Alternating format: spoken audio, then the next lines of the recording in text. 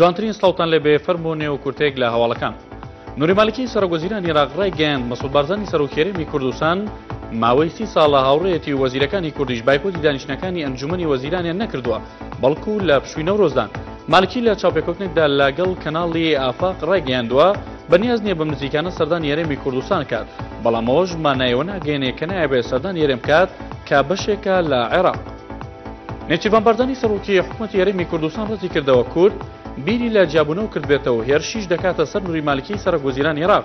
هەروە ڕایگەیاندووە کورد بەشداری کرد لە بنیاننانەوەی عێراقی نوێ و لا دەروێ و پرۆسەیە نەبوون، ئاماژەی بۆش کردو ئەوان ڕێکەوتنیان نەکردووە دیکتاتۆرێک بە دیکتاتۆرێکی دیکە بگۆڕن. سەبارەت بە کێشەکانی هەولێر و بەغدا نێچیروان بارزانی با ڕۆژنامەکەی ڕاگەیاندووە سیاسەتی نوری مالکی سەرۆکوەزیرانی عێراق و بەرپرسانی بەغدا سیاسەتی لێکتێگەیشتن نییە، بەڵکو سیاسەتی سەپاندنی دەسەڵات و هەیمنەیە. ئەوەش بەلای کوردەوە جێگەی خوبڵ نییە و نادەستوریە.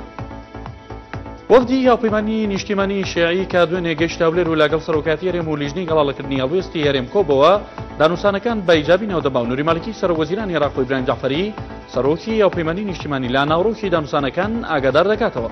باپی هەواڵی ڕۆژنامەی العالەمی عێراقی خالید عەتیە سەرۆکی وەفدی دانووسکاری هاوپەیمانی نیشتیمانی بۆ هەولێر لە کۆتایی دانووسانەکان لەگەڵ سەرۆکاتی هێرێمی کوردستان و دوای گەڕانەوەی بۆ بەغدا ڕایگەیاندووە دیدارەکانمان لەگەڵ سەرکردایەتی کورد ئیجابی بوو. باڕەجەی سەرۆکی کوتێ حراری سەر باڕۆتی سەدر ڕایگەیان موقتەدا سەدر سەرۆکی ڕەوتی سەدر داوای لە ئیبراهیم جەعفەری سەرۆکی لیستی هاوپەیمانی نیشتیمانی کردووە لیژنەیەک پێک بێنێ بۆ چارەسەری ناکۆشیەکان لەگەڵ هاوپەیمانی کوردستانی.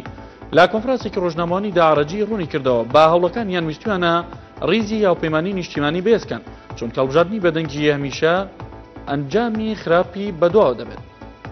عەبدوڵڵا ئۆجالانی ڕێبەری زیندانیکراوی پارتی کرێکارانی کوردستان پەکەکە لە دوورگەی مراڵێەوە ڕایگەیاند ئەوەی کەوتۆتە سەر ئەو جێبەجێ کردو و هیواش دەخوازێت لا بەرەوکەشتنی ئەم قۆناغەدا دڵۆپێک خوێن نەڕژێت. باپی هەواڵی ئاژانسی ئیفراتی نزیک لە پەکەکە دوێنێ وەفدی چوارەمی بەدەپا کە سەردانی ئۆجالانیان کرد لە مراڵی پەیامێکی ئۆجالانیان پێبووە کە بەبوونی چالاکیەکانی 4 نیسانی ڕۆژی لەدایکبوونی و ئاڕاستەی ڕایگشتی کردووە.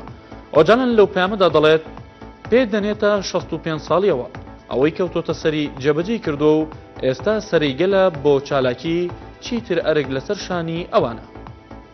عیتاب دووری پەرلەمانتاری لیستی عێراقی عەرەبی داوای لە حکومەت کرد بڕیاری لە سێدارەدانەکان دوابخات بە تایبەت لەم کاتەدا کە جموجوڵێکی بێزدارەدایە بۆ چارەسەرکردنی کێشەکان و داوای لە پەرلەمانیش کرد یاسای لێبوردنی گشتی تێپەڕێنێت.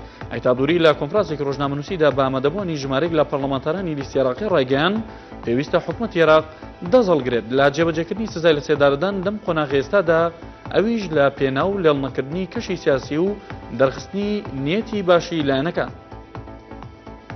ڕۆژی 18 مانگە لە پەرلەمانی ئیتالیا پرۆسەی دەنگدان بۆ هەڵبژاردننی سەرۆکێکی نوێ بۆ وڵات بەڕێوە دەچێت. لۆرا پۆڵدرینی سەرۆکی پەرلەمانی ئیتالیا لە بەیاننامەیەکدا ڕایگەیاند با مەبەستی جێگرتنەوەی جۆرجۆ ناپۆلیتانۆی سەرۆکی پێشوو بڕیارە لە 18 مانگەدا پەرلەمان سەرۆکێکی نوێ هەڵبژێرێت. کورتەیەک لە هەواڵەکانتان پێشکەش کرا کامران.